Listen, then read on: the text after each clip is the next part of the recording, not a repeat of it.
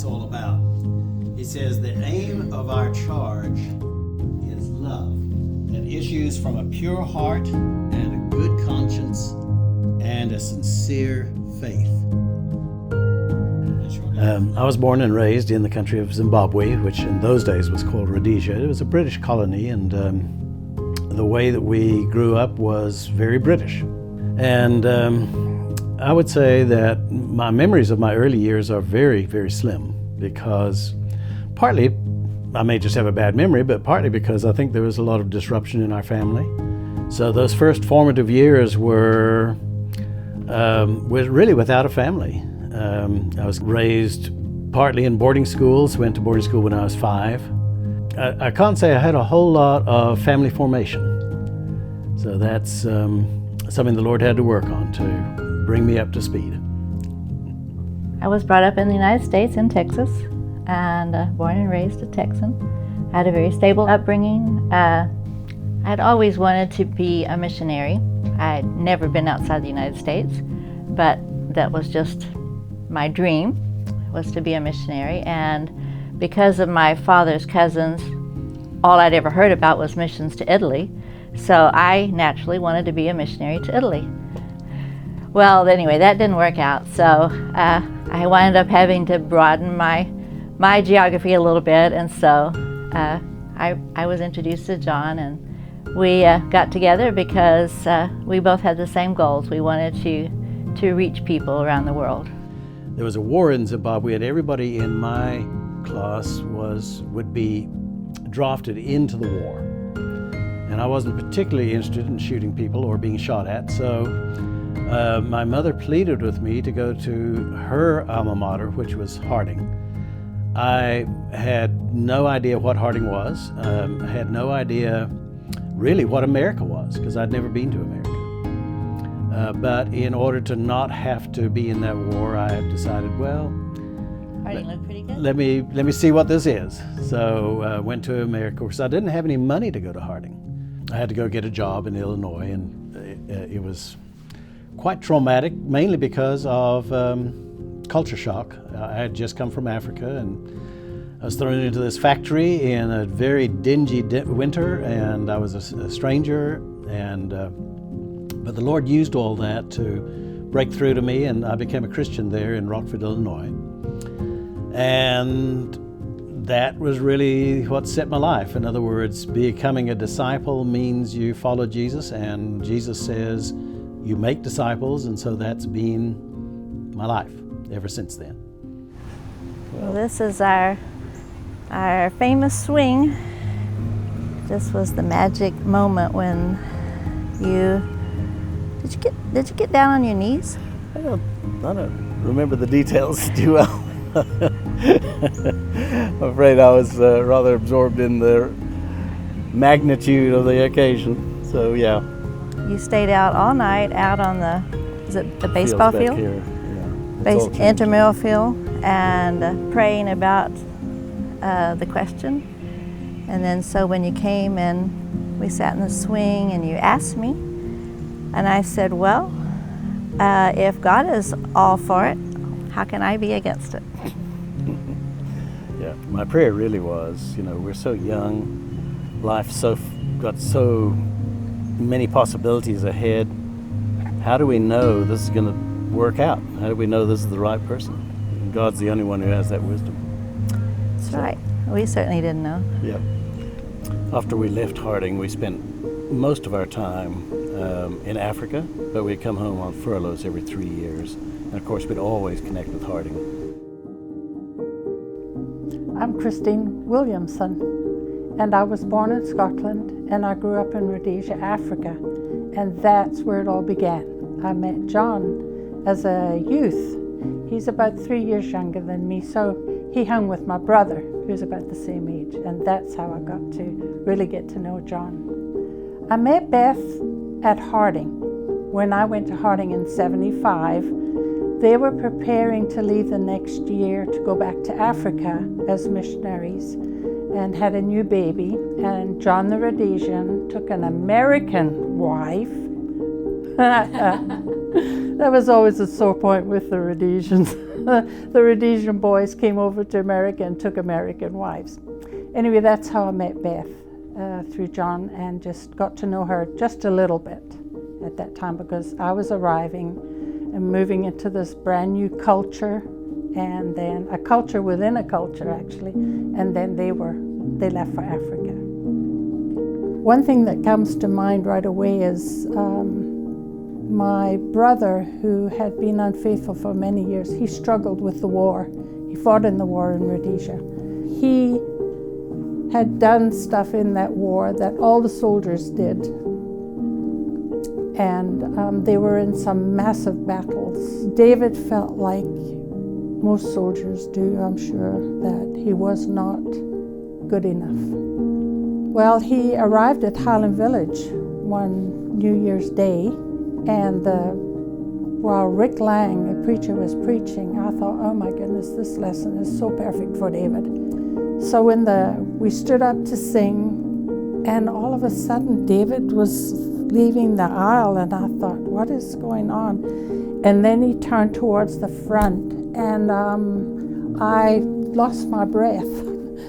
And of course, I just was in shock, started to cry, and all my prayers were being answered right there.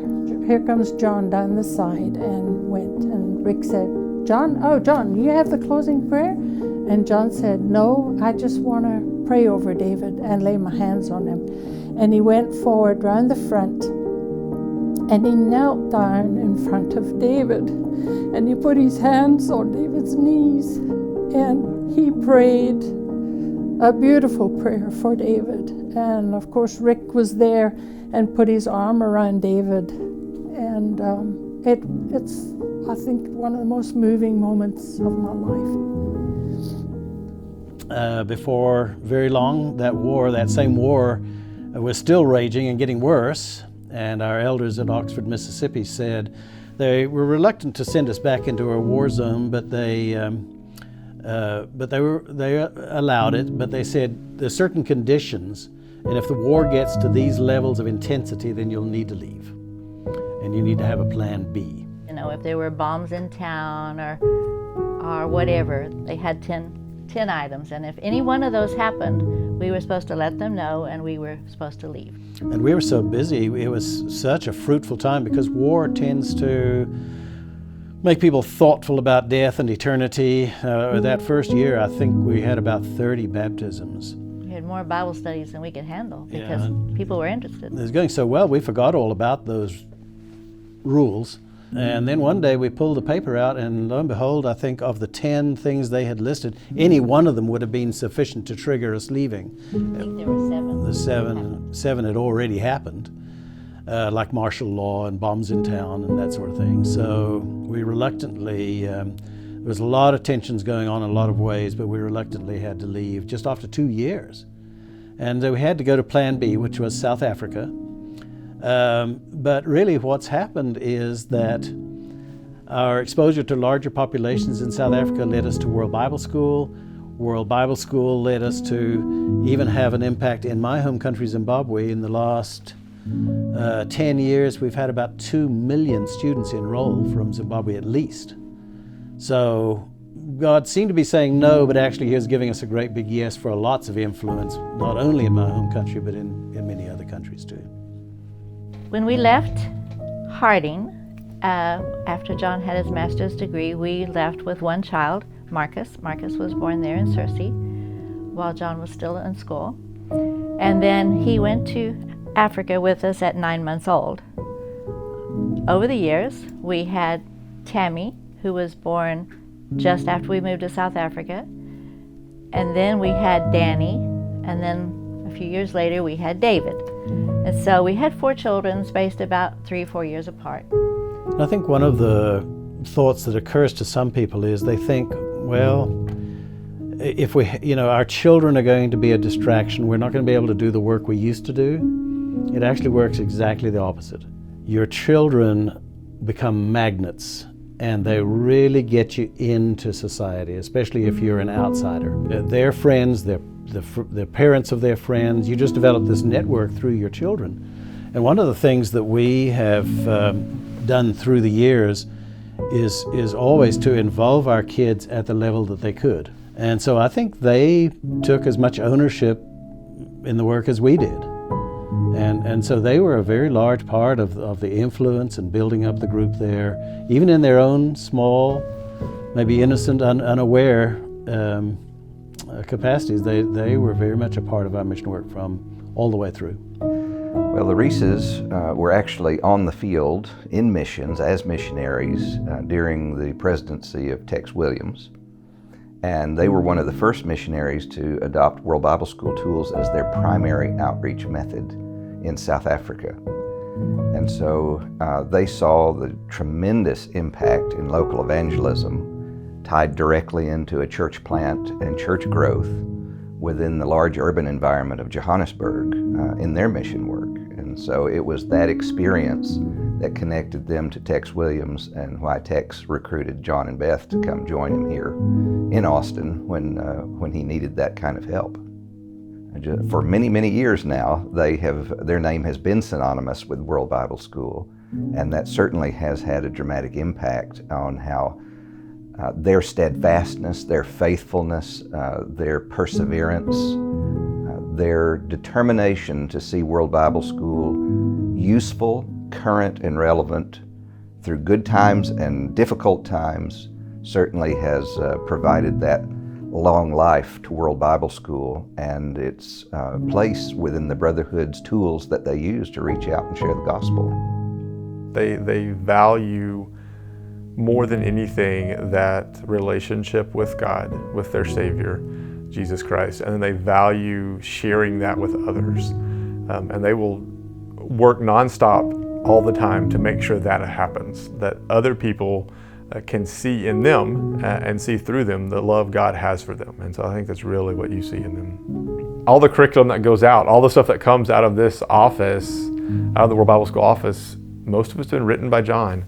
And his just tireless work of constantly thinking of great curriculum. We use the curriculum at our church to teach Bible classes and to use as outreach ministries. And so, John's impact for the kingdom is just worldwide as you look at all those different curriculum and classes and resources that have been written by John, that he just, it's amazing to me how much he has impacted for the kingdom of God around the world. I know receiving accolades to them is not high on their list. They're not that kind of people. But John and Beth love Harding. John loves Harding. And when they retire, that's where they're moving back to, not to the dorms, but to a lovely house close by Harding. We're very familiar with Harding Drive, where we now have a house that we're going to be moving into before too long, but in 84, 85. So this house on Harding Drive, we wrote a letter and put in a bid, and It was one of these kind of silent auctions, and you had to write, why do you want to live on Harding Drive? And I said, it's because we've always felt at home on Harding Drive. This is where we lived. Yep. And we wanted our grandchildren to come to Harding, and we wanted to be part of this, and we wanted to be close where we could be an encouragement to them and just lift them up and be a home away from home if they chose to come. But we'll continue to help World Bible School in every way we possibly can, simply because it's such an effective evangelistic outreach. That's why one of our big extensions is a big office for you with all your library books, because you'll carry on writing and you'll carry on working with World Bible School. And hopefully continue We'll just get to have a pretty place to do it. Right. And hopefully this will become kind of a base for even more international travels. The role of president was a very good and important role, but it kind of tied me down. And so this will give us an opportunity to travel, I think, Lord willing. Right. We'll see. Yeah. We'll see where it goes. And no better place to come home to than Harding Drive.